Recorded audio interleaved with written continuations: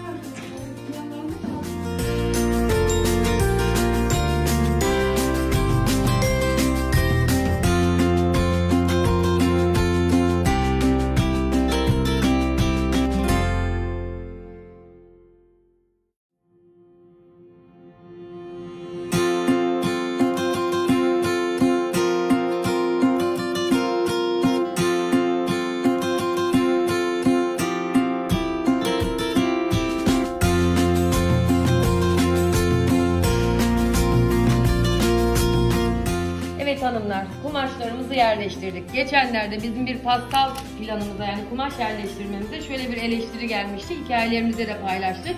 Çok yanlış bir pastal yerleştirme. Bir sürü kumaşı boşa bırakmışsınız, boşluklar bırakmışsınız diye. Ben de onu açıklamaya çalıştım. Kumaşlarda düz boy ipliğine göre yerleştirmek zorundasınız. Bu bir değişmeyen kuraldır.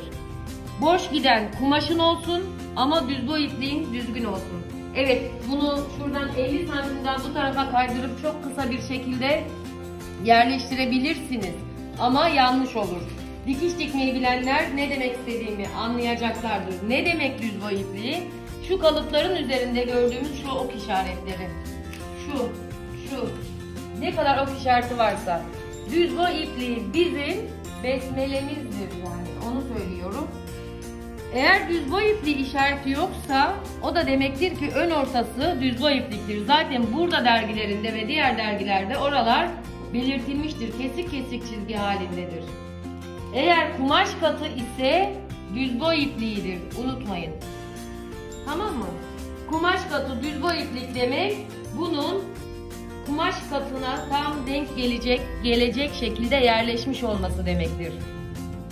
Bu arka ortası niye düz boy iplik işareti var, kumaş katı değil? Çünkü burada bir belde giriş var. Yani buraya bir dikiş gelecek demektir. Burası da düz çizgi değil. O yüzden düz boy iplik çizgimizi kumaşın kenarına, masanın kenarına nereye koyduysak, kumaşımızı nereye sabitlediysek o şekilde paralel olarak koymamız gerekiyor. Şöyle bir soru geliyor sürekli sizlerden. Kaç santimden koyacağız hocam? Onun belli bir santimi yok. Kumaşınızı koyarsınız. İlk önce göz kararı yerleştirirsiniz. Bakarsınız kaç santimse 57, 58, 57,5 santim. Buraya koyuyorum. Burasının da 57,5 santim olması gerekiyor mutlaka. Bu değişmeyen bir kuraldır. 1 santim, yarım santim bile kaysa bu mantonun 1/4 parçası olduğu için 4 tane de 2 santim kaymış olacaktır. Yarım santim, 1 santim, 1,5 santim, 2 santim. O yüzden önemlidir. Yani elbisemiz üzerimizdeyken dikişler böyle kayar, yamuk durur, esner, diz yapar, kalça izi yapar, göbek izi yapar, zaten yanlıştır. Burası zaten düz olduğu için düz boy ipliğini şuraya paralel. Paralel ne demek? Aynı uzaklıkta olacak. Yani buradaki uzaklık kaçsa burada da olacak demek. Düz boy ipliğine göre yerleştirdiğimiz için bakın arka ortası düz boy iplik kumaş katı diyor. Düz boy ipliği kumaşın burası. Biz bunu kumaş katına yerleştirdik. Dikiş paylarını ver. Yani en önemli şeylerden biri de ekonomiklik ilkesidir ve en ekonomik biçimde bu kumaş böyle yerleşir. Dergiler veriyor kumaş yerleştirmeyi. Pastal planını nasıl hazırlayacağınızı da veriyor. Ama her kumaşın eni birbiriyle aynı olmadığı için siz ancak o dergidekini nasıl dergiye göre yerleştirebilirsiniz? Dergide verilen kumaşın eniyle aynıysa yerleştirebilirsiniz. Anlaşıldı mı? Bunu da böyle koyduktan sonra bakın, niye pense dikiş payı vermedim? Pens asla kumaşta kesilmez. Asla kesilmez. Kağıtta kesilir, etekte de, bluzda da, elbisede de hep bu böyledir. Eğer Fransız pensi gibi belde çok derin, kalın bir pens yoksa o da dikildikten sonra kesilir. 1,5 santim dikiş payı verdim. Çizdim. Ve dikiş payını şekline göre veriyorsunuz. Göz kararı değil. Yani şekline göre ölçerek tek tek, ben bunu sabahtan beri ölçüyorum. Burada benim öğrencilerim de gördü bunu. Bakın bu işaretlerin hepsi geçecek. Şu cep dikeceğimiz yer burası geçecek. Bu düğme işaretleri. Bu ilik düğme kapanma payının işareti. Hepsi kumaşa değerlenerek geçmek zorunda. Kola gelelim. Kolda şu işareti genellikle unutuyorsunuz. Bakın koldaki şu işaret ile ön bedendeki şu işaret çakışacak demektir.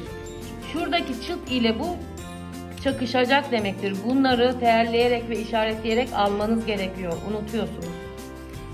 Ya da önemsemiyorsunuz. Ama nasıl olsa denk gelir belli değil. Hayır öyle değil. Denk gelmiyor bazen. Burası da öyle. Cebi buraya dikeceğiz demektir. Cep torbamızı da oradan keseceğiz. Kolumuzda bir pens var. Gördüğünüz gibi gene pensi sadece sıfırdan çizdim. Çünkü orası kesilmeyecek. Üst üste getirilip dikecek. Klapamızda da yaptık. Dikiş paylarımızı verdik.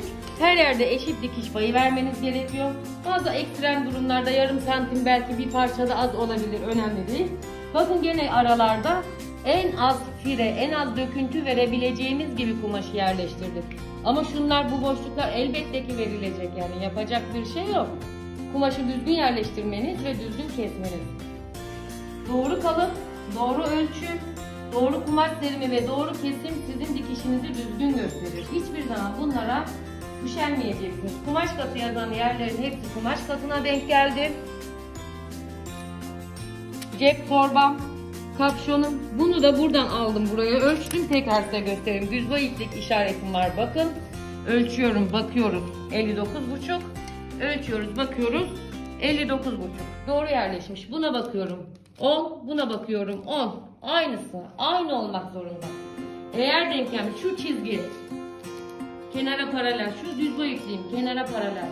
Bu şekilde yerleştirdikten sonra yukarı kaydırırsın, aşağı kaydırırsın, ileri alırsın, geriye alırsın ama mutlaka her aşamasını üst üste getirip her yerden dikiş payını verdiği zaman ne kadar ekonomik yerleştirebilirim ben bunu diye düşünmek zorundasınız. Ve bakın, hatırlıyorsanız ben bunu dün gece serdim bu masanın üzerine, saat kaç oldu ve hala daha oradan ölçtüğüm, buradan ölçtüğüm, yerleştirdiğim, çizdiğim, dikiş paylarını çizdim. Ne yapacağız? Birazdan kumaşımızı keseceğiz. Ondan sonra da işaretlerimizi bu tarafa geçireceğiz. 40 kere ölç, bir kere biç demişler. Bunu hiçbir zaman unutmayın. Dikim aşamasından daha uzun bile sürse kalıp hazırlaması, düz boy iplik işaretleri, kumaş eğrilikleri, kumaşım eğri değildi bu arada. Kumaş eğrilikleri düzeltilecek, bakılacak, 10 kere kontrol edilecek. Hatta yanınızda bu işten anlayan bir kişi varsa bir de getirin ona, bak bakayım ben bir şey yanlış yapmış olabilir miyim? 30 yıldır da dikiş dikiyorsanız, 30 yıldır da bunu yerleştiriyor olsanız sizin eksiğiniz bizim de oluyor. Unutuyoruz. Az önce ben hatta güldük, biz yapsak bize ne kadar kızardınız hocam dediniz. Kumaş katlarını kumaş katına koymamıştım. Düzelttim. Olabilir, insanız. O yüzden 10 kere ölçeceğiz. Bu haliyle bu pastal planı söyledim burada dergisindeki manto kalıbı bu elde bir kumaşla bu şekilde yerleştirildiğinde doğru yerleştirilmiş olacak.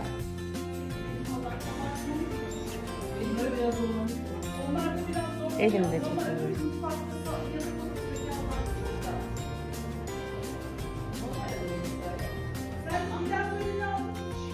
Günaydın herkese. Evet, yeşil kaban konumuza devam ediyoruz. Bütün işaretlerimi geçirdim. Gördüğünüz gibi aldım. Şöyle, bunu soranlar oldu. Yapıyorsunuz diye sabun işaretlerim bitene kadar silinmesin diye bazı yerlerinde, ters yerlerine işaretler koydum. Biraz ağır giden bir çalışma oluyor ama öne çıkan hikayelerime hepsini tek tek sabitleyeceğim. Bu anlatıyorum. İlk önce model ve kumaş tespiti yaptım. Daha sonra model ve kumaş tespiti yaptıktan sonra kalıplarımı çıkardım. Kalıplar üzerinde varsa gerekli düzeltmeleri ve işaretleri yapmam gerekiyordu. Gayet güzel bir kalıp olduğu için hiçbir düzeltme yapmadım. Sadece boyunda da uzatma yapmadım. Boyu biraz bana uzun geldiği için etek ucunu keserken videoda da vardı. Evet, kalıplarımı kumaşa yerleştirdim. Kumaş eğriliklerim varsa düzelttim. Kumaşımı kontrol ettim. Defosu var mı, hasarı var mı diye. Daha sonra bir önceki videolarımda gene öne çıkan hikayelerime sabitliyorum. Dönüp oraya bakabilirim. Orada kumaşı yerleştirme ve kesmeyi anlattım. Şimdi ne yapacağım? Şimdi hanımlar tela keseceğim. Farklı kalınlıklarda ve farklı özelliklerde telalarım var. Tüm bedeni telalamayı düşünüyorum. Kolda da kolun sadece kol üstüne ve kol ağzına tela yapmayı düşünüyorum. Çünkü kolda hareket özgürlüğü sağlar. Evet, tela satan sayfalarda çok uygun, her yeri ayrı telalar var. Yalnız biraz masraflı olduğu için ve astarı yüzünden pahalıya denk geldiği için her yer için ayrı tela alıp maalesef yapıştıramıyoruz. O yüzden ben de elimdeki telalardan kalınlıklarına göre keseceğim. Tela keserken telaları kalıba yerleştirmeyi de anlatacağım size. Bir sonraki hikayelerimde umuyorum bugün yetiştirebilirim. Tela keserken hiçbir zaman pens oyulmaz kumaşta dedik kalıpta, ama telada pensi keseceğiz. Çünkü kalınlık yapmaması için kumaşın içinde aklıma geldikçe hikayelerimde tekrar size parça parça anlatmaya çalışacağım. Daha sonra bu hikayeyi bütün bir video haline getirip YouTube'a yüklemeyi düşünüyorum. Şimdilik bu kadar. Tela yerleştirme ve kesme videosunda tekrar görüşmek üzere. Kumaş telamı yerleştirdim. Kalıpları nasıl mantoda düz boy ipliğine göre yerleştirdiysek özellikle kumaş telalarda tekrar düz boy ipliğine yerleştirmeniz gerekiyor. Artık biyomada yazacağım. Dikiş etmeden yerleştirebilirsiniz. Bir yandan da yerleştirme şeklimi göstereyim size anlatırken. Düz boy ipliğine göre kıla payı, ön bedeni, arka bedeni, arka robayı, cebi yerleştirdim. Şunları çok üzerine duruyorum farkındaysanız. Eğer dokusuz tela ise, yani kağıt tela dediğimiz telalardan ise, ki mantoda, cekette, elbisede onları asla kullanmıyoruz. Çantada, şeyde kullanabiliriz belki. Düz boy ipini, ancak kol tela kalıbım bunlar. Görmeniz açısından yerleştirdim. Farklı bir teladan da kesmeniz gerekebilir. Ben farklı bir teladan kesmeyi düşünüyorum. Daha ince bir teladan. Ama bu hiçbirine dikiş payı vermeyeceğim telada. Çünkü dikiş katlarına, yani dikiş paylarına da telalı keserseniz dikiş paylarımız çok kalın olur ve kabanın içinde kalınlık yapar. Dikiş paysız keseceğim. Pensi keseceğim. Pensi de yani sonra tela pensin etrafında olacak. Orayı özellikle size göstermek istiyorum. Birazdan telamı keseceğim ve beden telalamasında yeniden görüşmek üzere diyorum. Sorularınız olursa hazırladığım zaman sorarsınız altına. Bugün çok yapamayabilirim, malumunuz, yoğunuz. Durum budur. Masanın üzerine koyacağız. Kalıplarımızı bunun üzerine, yani beden kalıplarının üzerine, bedenin üzerine koyup telada esneme yapmış mı, yapıştırırken herhangi bir yerine bir değişiklik olmuş mu, kalıpların üzerinden şunu eklemek istiyorum bu aşamada, belki sonra unutabilirim söylemeyi. Telalarımı kestikten sonra ve bedenime telaları yerleştirdikten sonra düzeltme veya regula işlemi denen bir işlemimiz var. Onu yapacağız. Bütün beden parçalarımızı telalı beden yapacağız. Bunu da asla unutmuyorsunuz. Telalı bir şey çalışıyorsanız, özellikle böyle dış giyimde, tela yapıştırdıktan sonra beden parçalarımızın üzerine kalıp neresinde esneme olmuş olmamış kontrol ediyorum. Evet, telalama kısmını da bitirdim. Gördüğünüz gibi dikiş payları gözükmüyor. Kolda kol ağzına ve kol üstüne yapıyorum. Kol üstünden destekleyerek yarı vatka çalışması yapacağım. Klapam, arka bedenim ve ön bedenimi yaptım. Pensleri oyuyoruz çünkü pensler böyle dikildiği zaman kalınlık yapmaması için işaretlerimize oldu. Bundan sonraki aşamalarda overlock çekip çekmeme konusunda henüz kararsızım. Overlocklarını çeker, parçalarını birleştiririm. İlerleyen günlerde de inşallah astarlaması kalır, kapşonu dikmek kalır. Durum budur. Parçaların telalanmış halini görüyorsunuz.